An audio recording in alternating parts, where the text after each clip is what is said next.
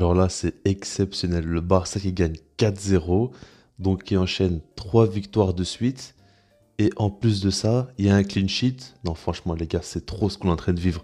On a vu donc le match face à Valence 4-1, le match aussi face à Atlético Madrid 4-2, le match face à Naples 4-2. Là maintenant, on voit 4-0. Non, non, c'est trop, c'est trop, les gars, vraiment, c'est trop. En plus de ça, il y a du beau football. On voit des joueurs épanouis, on voit des joueurs qui sont à un niveau très impressionnant. On a Pedri, Gavi qui jouent ensemble. Enfin, on a tout actuellement au Barça. Et c'est tellement bon, tout simplement, ça fait tellement plaisir. On va commencer par parler des compos, surtout côté Barça. Alors, on a eu quelques petites surprises. Daniel Alves qui est de retour, donc de suspension. Gavi titulaire parce qu'il a été mis au repos face à Naples. Et après ça, on a aussi donc Jordi Alba qui a été pas forcément sur le banc parce qu'il était suspendu en fait.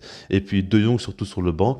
Et Ferran Torres, pour moi, c'était le seul truc que j'ai pas trop compris. Pourquoi Ferran Torres était titulaire alors qu'il enchaîne les prestations moyennes. Je le soutiens, hein, mais pour moi, il doit quand même un peu se reposer, aller un peu sur le banc. Mais du coup, voilà.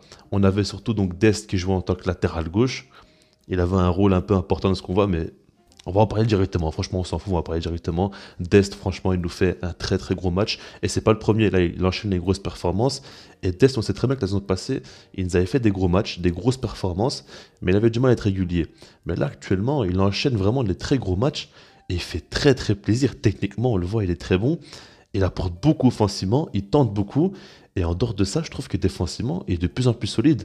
Après, évidemment, il a encore beaucoup de progrès à faire. Et là, on est tombé face à une équipe du Bao qui n'a pas proposé grand-chose offensivement, il faut le dire. Mais elle a eu quand même quelques fois des duels et elle a très souvent pris le dessus sur l'adversaire. Donc du coup, c'est quand même une excellente chose. Franchement, Dest, ça me fait très plaisir de te voir à ce niveau-là. Maintenant, je suis allé un peu vite. Je n'ai pas encore parlé du fait que Bilbao quand même a beaucoup fait tourner l'effectif. Inaki Williams, Nico Williams, Mounian notamment, qui étaient sur le banc. C'est trois de leurs meilleurs joueurs, hein, tout simplement. Donc ça, il faut quand même le préciser parce qu'ils ont un gros match qui arrive. Donc pour la coupe, je crois que c'est la Copa del Rey, hein, demi-finale retour. Donc du coup, c'est par rapport à ça. Mais bref, ce qu'il faut dire aussi, c'est que très important, Bilbao a joué en bloc bas pardon, défensif et ils ont tout misé sur les contres. Et ça faisait un petit temps qu'on n'avait plus joué face à ce genre d'équipe-là. Parce que si on regarde bien, Valence, Naples, même Atlético Madrid, c'est des équipes quand même qui ont proposé offensivement. Ils ont tenté quand même de faire mal au Barça offensivement ou peut-être voilà, de mettre un gros pressing en place assez haut sur le terrain. Là, c'était pas du tout le cas. Il n'y avait aucun pressing. Ils jouaient très très bas. Ils voulaient avoir un bloc assez solide et repartir en contre très très rapidement. Même s'il n'y avait pas une équipe, ben, ils voulaient quand même jouer comme ça. Et c'était intéressant de voir un peu comment le Barça allait tout simplement s'y prendre hein, pour briser, on va dire, ce bloc-là et réussir à marquer des buts. Alors en soi, on a vu une équipe du Barça qui jouait quand même avec un rythme assez lent. Ils construisaient tranquillement. Je trouvais qu'en première période, par exemple, bah, il y a eu un manque d'efficacité quand même parce qu'il y a pas mal d'occasions qui auraient dû rentrer au fond, notamment Ferran Torres aussi, hein, qui continue à vendanger devant les buts. Ça, c'est quand même un gros problème. C'est pour moi le seul problème actuellement au Barça. C'est Ferran Torres qui rate trop devant les cages. Mais du coup, il y a eu pas mal d'occasions, pas mal de déchets, on va dire, côté Barça. Maintenant, c'était pas non plus la plupart du temps des grosses occasions quand même. Mais voilà, c'est un rythme assez lent. Ils ont voulu créer la différence. On voit bien évidemment que Daniel Alves a ce fameux rôle où il rentre un peu dans le milieu de terrain et c'est vraiment le centreur de l'équipe. Il cherche beaucoup Ferran Torres, d'ailleurs, j'ai trouvé. On voit aussi beaucoup d'appels de Ferran Torres très intéressants. Je trouve vraiment qu'il a une grosse capacité au niveau de ses appels parce que certains penseront peut-être que je vais dire ça pour le soutenir ou quoi, mais je m'en fous en fait. Moi, tout ce que je veux, c'est le bien du Barça. Je m'en fous de Ferran Torres, hein. Mais pour moi, ses appels, vraiment, c'est d'un très très haut niveau et ça ouvre beaucoup d'espace généralement. On voit aussi que Aubameyang dans son jeu de remise, il s'améliore de match en match. Je trouve de plus en plus intéressant là-dedans. Et en fait, pour moi, ce qui manque en première période, c'est surtout l'apport de Gavi et Pedri offensivement. Il y avait un petit manque là-dessus. Moi, je trouve qu'ils auraient pu plus apporter offensivement, un peu plus se projeter, un peu plus tenter des choses plus risquées. Même si Pedri le faisait un peu plus, surtout que Gavi, il manquait un peu de ça. Et après, le but, il est tombé donc à la 36e minute de jeu sur un corner. Et en fait, c'est la balle, donc le corner est tiré par Daniel Alves. La balle vient sur Gérard Piqué, il fait une très belle tête. Le gardien la dévie un petit peu, ça fait barre transversale, ça revient sur Bameyang. Il nous fait une sorte de petit ciseau comme ça. En tout cas, il était très bien placé, il a très bien senti le coup et il marque encore une fois Aubameyang. Ça fait 3 matchs de suite qu'il marque, il est vraiment dans une très très grosse forme. Donc 5 buts sur les 3 derniers matchs et c'est pas un hasard, c'est lui qui est bien placé pour marquer parce qu'on sent qu'il c'est un renard de surface tout simplement.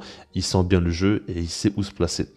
Donc voilà, en seconde période, Bah, ça a commencé assez lentement et je commençais un petit peu à avoir peur, je vous cache pas par rapport au fait que le Barça perd, parce qu'on voit vraiment que ils sont très sereins. On sent que, par exemple, avant, quand le Barça était mené enfin, qui menait donc 1-0 ou quoi, que c'est eux qui gagnaient, hein, je veux dire dans ce sens-là, ben, on t'est jamais rassuré. On savait très bien qu'il fallait au moins 2 buts d'avance pour être un minimum serein, et même comme ça, on se faisait beaucoup remonter le score. Le truc, c'est que là, c'est pas non plus le cas, mais je me disais quand même que voilà quoi, le Barça passait pas trop la deuxième, ça jouait un peu trop lentement, et il y avait des occasions de créer, encore une fois pour faire un Torres notamment, pas que, hein, mais voilà, mais c'était pas non plus assez proactif tout simplement côté Barça.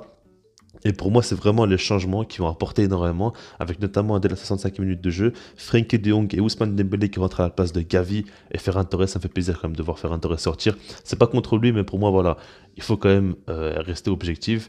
Il apporte pas grand-chose. Enfin, il a trop de déchets, c'est ça que je veux dire, hein, face au but. C'est pas qu'il apporte pas, mais il a trop de déchets. Et Dembélé, en ce moment, il fait quand même de grosses entrées. Donc, il mérite de jouer. Et puis, De Jong, pour moi, c'était essentiel. Il rentre à la place de Gavi.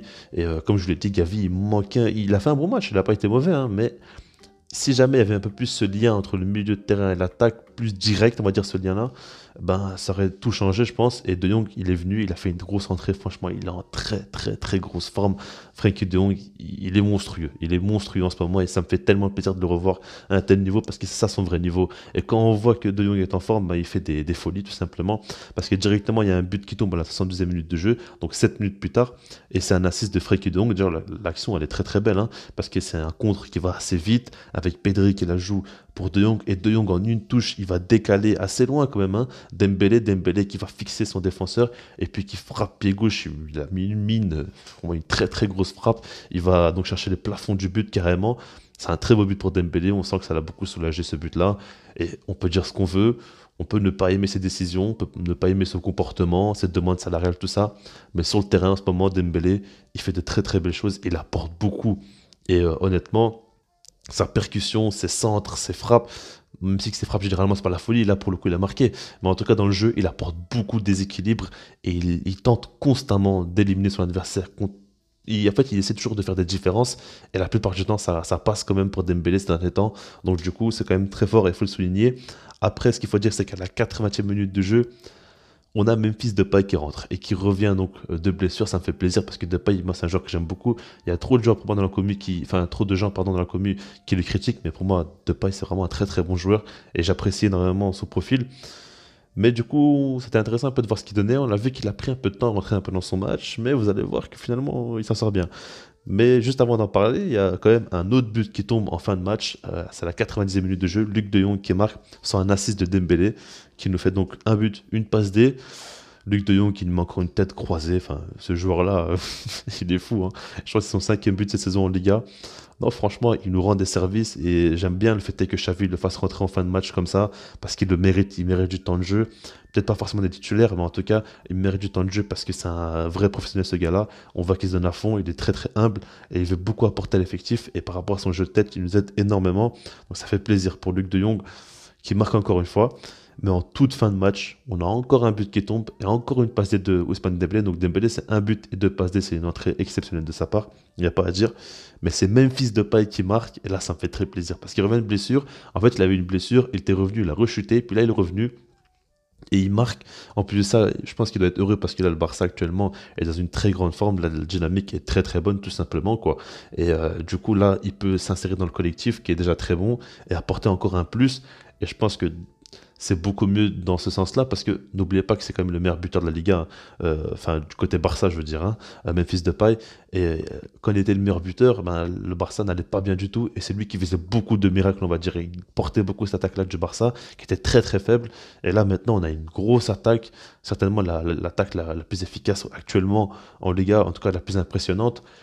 Mais ce que j'aimerais dire surtout, c'est qu'aujourd'hui, on a 3 buts qui viennent de 3 joueurs qui sont donc rentrés en cours de jeu. Et ça, c'est très important à prendre en compte. Parce qu'actuellement, Xavi, il a un banc quand même très très impressionnant quoi, par rapport à avant. Dites-vous qu'on a quand même Dembélé, on a Memphis Depay, on a Luc de Jong sur le banc, on a des Frenkie de Jong des fois qui peuvent aller sur le banc. Enfin, c'est des joueurs quand même qui apportent beaucoup, qui marquent souvent et qui sont très bons tout simplement. Donc franchement, c'est une très bonne chose pour le Barça qui tourne très très bien. Ce que vous devez savoir les gars, c'est que demain je vais sortir une vidéo, enfin j'en sortirai deux en réalité. une un peu surprise en après-midi et voir le soir, une par rapport à Xavi. Ça sera normalement une grosse vidéo, je la prépare un petit peu depuis quelques jours, donc j'espère vraiment que vous allez bien aimer. En tout cas, tu m'as content de s'en penser par rapport au match, et puis sinon moi je vous dis peace.